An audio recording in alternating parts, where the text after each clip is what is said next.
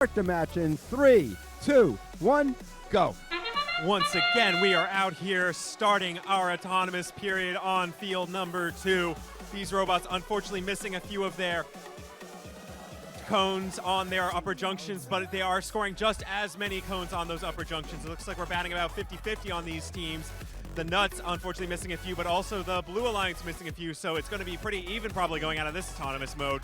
These robots have been worked on all year. This is going to be the last time many of these robots are played, this as in the tournament overall. Drivers, pick up your controllers. 3, 2, 1.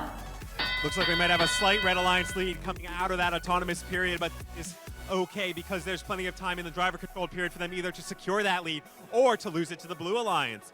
It's really going to be whoever can score more of these cones on these junctions before the end game and maybe possibly park in the right area and complete circuit. We've got the Blue Alliance 14-7-2-5. Java the Hutts grabbing for another blue cone, trying to score on top of their junction.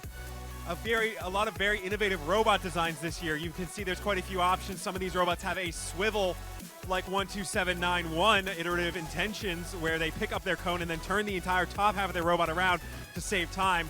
But you also have robots like 14725 Java the Hutt, which has one arm that grabs it and then transfers it off to another arm on the other side of the robot, sort of making a chain that goes across the robot to easily score on a beacon.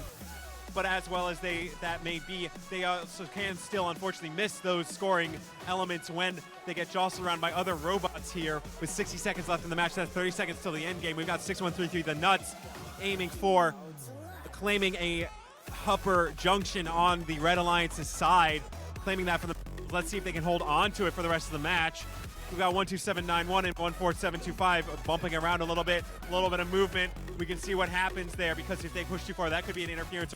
6133 claiming another medium junction. Looks like we've got a lot of junctions claimed for the Blue Alliance this time around. We'll see what that means for the end of the game as we enter our end game. That means these teams are now able to grab their personalized team beacons and lock in the junctions when possible. Unfortunately, it looks like Java the Hutt has dropped one of their beacons. We'll be able to see if they can claim that back. Red Alliance has no such problem. They've already claimed one of the upper junctions for themselves and just claimed a middle junction. That's good work from Pioneer Robotics here from Shrewsbury, Massachusetts. And unfortunately, Blue Alliance has to try and score some well with only 5, 4, 3, 2, 1 game.